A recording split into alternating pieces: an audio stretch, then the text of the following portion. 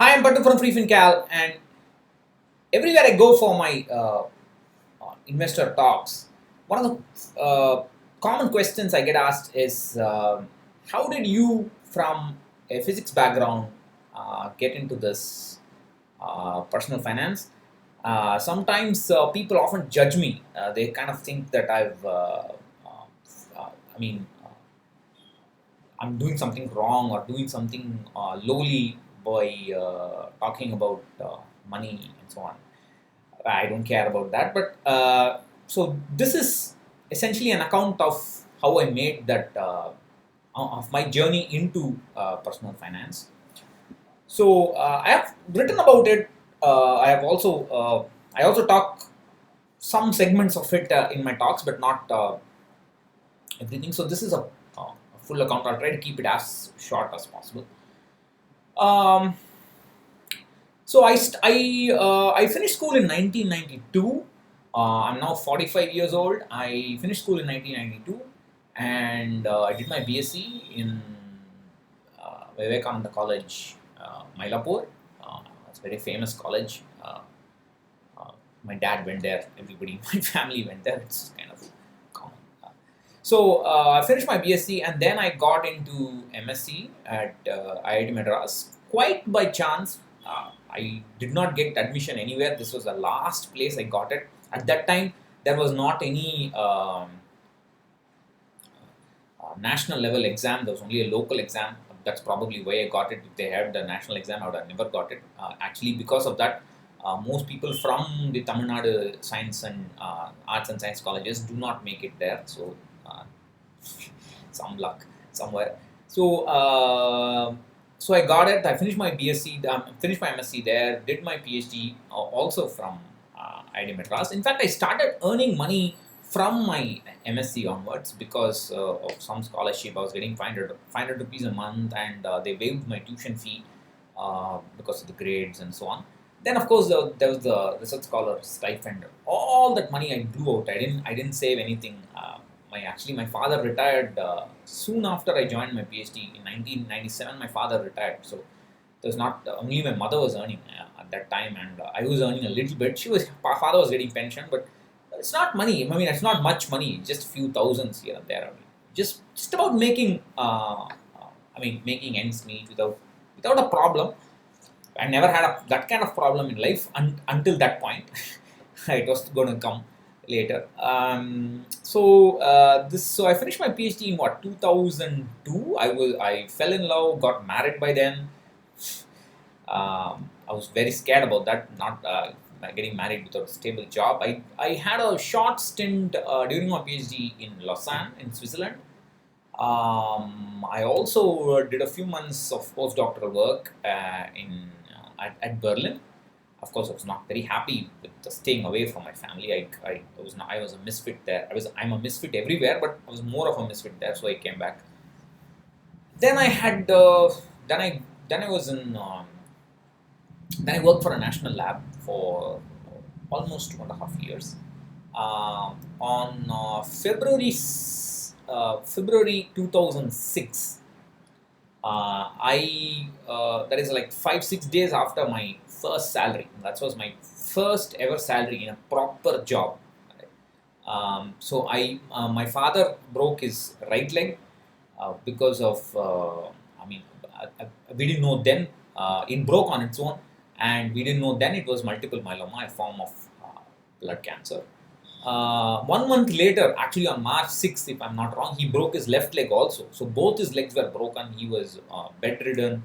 Uh, we had to give him radiation, and then we had to give him chemo drugs and so on.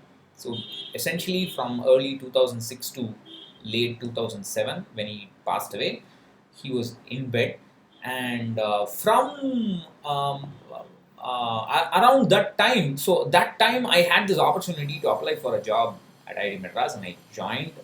There were problems with my previous employer. I couldn't, but in spite of that, thanks to the support of my teachers, I was able to attend that interview. And during that interview, I was telling one of my faculty members, my teachers, who is now my colleague and so on. I was telling him about all this, and he said, Part two, I'm telling you, be happy that you are facing all these problems early in life.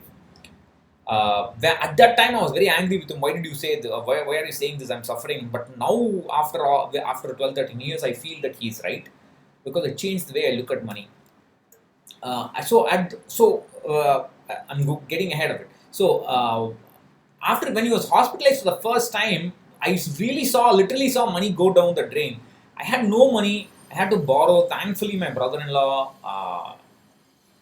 helped out, and that was the first time I saw a lack of cash in hand. I just saw it and gave it straight to the hospital. And one thing led to another, and soon I have my debt over course of about 1.5 years or so led to about 3 lakhs totally in debt. So I started, my net worth was minus 3 lakhs, nothing else. Of course, my parents had a little bit savings there and there. That was giving them their pension, and of course monthly expenses and so on, interest, some FD interest, whatever. Not much, just peanuts, literally. Even for that age, even for that time, it was peanuts. So what happened was, since I got the job in IIT Madras, I had to shift, and there was a problem in getting out, and due to some reason which I find I cannot explain even now. For 3 months I was without salary, and at that time we were spending somewhere close to 25 to 35,000 rupees per month on my father alone, for his expenses alone. We had somebody coming over, helping out, and so on. So there came a point in time when if I did not get a salary next month, I was already without a salary for 3 months. We didn't know what to do with for our family, for my father, and even probably for our household expenses. That was the kind of situation. It was pretty dire.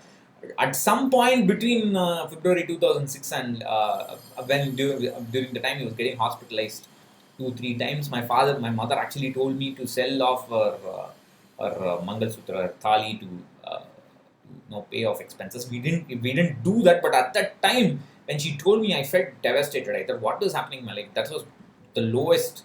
All this education is for nothing if you don't manage your. I hope there was a break. So that was the lowest point in my life. All this education is for nothing if I'm not able to manage my money better and not have enough money for emergencies. That was when all these ideas that I'm talking about got ingrained in my brain. So then I joined IIT Madras, August 2006, and then slowly the money situation resolved, because the expenses for my father kind of stabilized. It did not increase. We also found ways to keep things lower, innovative ways to keep expenses lower, and so on. That was a fun experience to go through it. It was terrible, but now when I think about it, it feels good. So after he passed, I thought things would get better. It did not get better. My mother got diagnosed with Parkinson. That is the reason why I made a video where I said, when your parents are young, please spend time with them, spend money on them, take them out. After that, it will become difficult. Of course, ma'am, even though she had Parkinson, it was a progressive disease. It did not immediately worsen. Then we had trouble conceiving. We'd have trouble starting a family. My wife also almost died starting a family. That's another story. But we also spent a few lakhs on that, and so on. So it was one of my first examples of goal-based investing. Was like after my wife got pregnant. That was the time when I could actually sit down and do something, because I always had something on my brain. It was not able to function. So at that time, so in the last trimester, we have a function called the Seemandam. I don't know if you guys in the north have it, but I'm sure people in South India will have something like that, equivalent of it. So that was next month, and I had no money. I had no.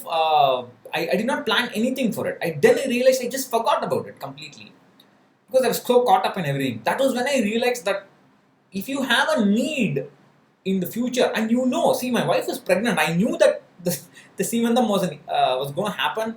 she was going to get hospitalized. I had to pay for her pregnancy and so on. But I did not plan for it. That was when I realized, oh my God, what's happening? I did not. So I started listing down all my needs. That was when I started creating the first calculators in Excel. 2010, 10, maybe 9. I don't remember exactly. 9, 10. It was I was doing this over a long time. It was so I was creating my calculator, goal-based calculators. I started investing for my son a month before he was born, and I started investing for retirement as well. I made my first retirement calculator, sent it to PV Subramaniam. He kind of ratified it and said those numbers, although they are very big, they are right. And then I wrote my first guest post at 1 Mint, which is Manshu Verma's blog. And then I realized that there's a market for it, and then slowly started freefincal. And then because of my training in math, I started exploring more and more. I had to learn portfolio management because I knew that.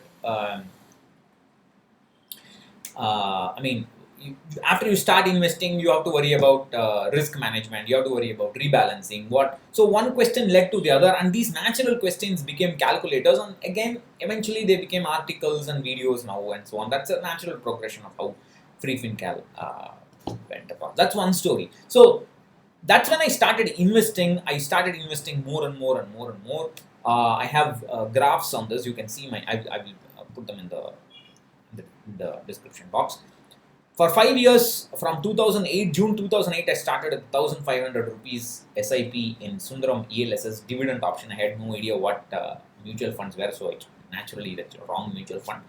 1,500 rupees in that, and then I slowly graduated, investing more and more, more and more. Dumped in money without knowing anything. I did not know anything about 2008, but I started dumping in money only 2010, 11, 12, something around that time. And then the market started moving up 2014. That's when my gains exploded, and you must have seen my portfolio graph somewhere.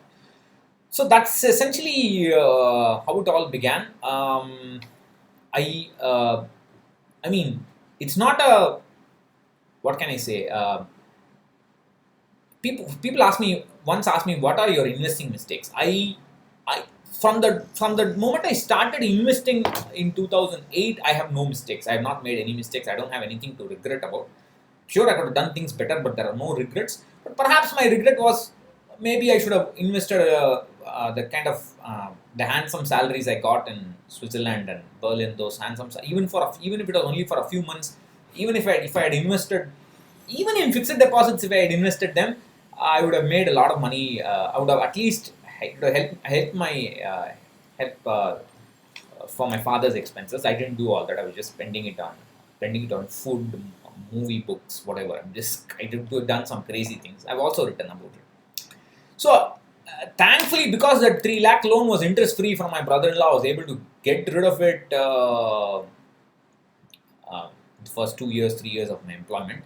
The point I want to make is that everything I've done is all accidental. It is sometimes incidental. I don't know what to call it.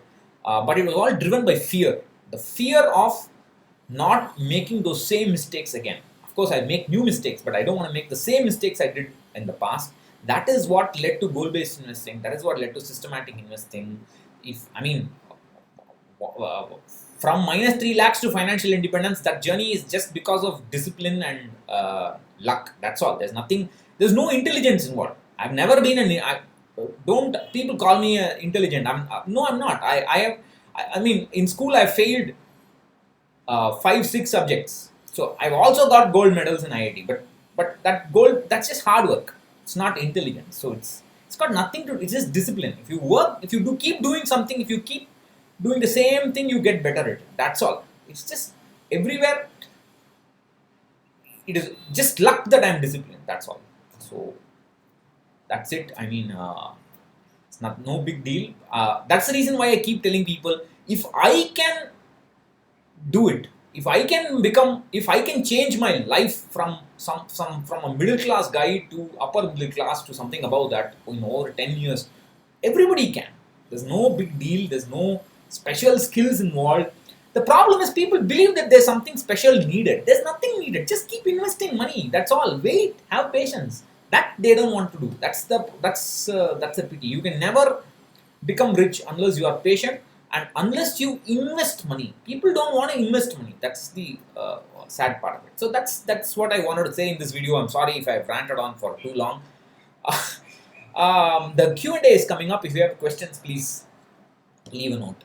So I'll catch you in another video. I'm sorry if to keep talking about myself. I hate it. I'll catch you again in another video.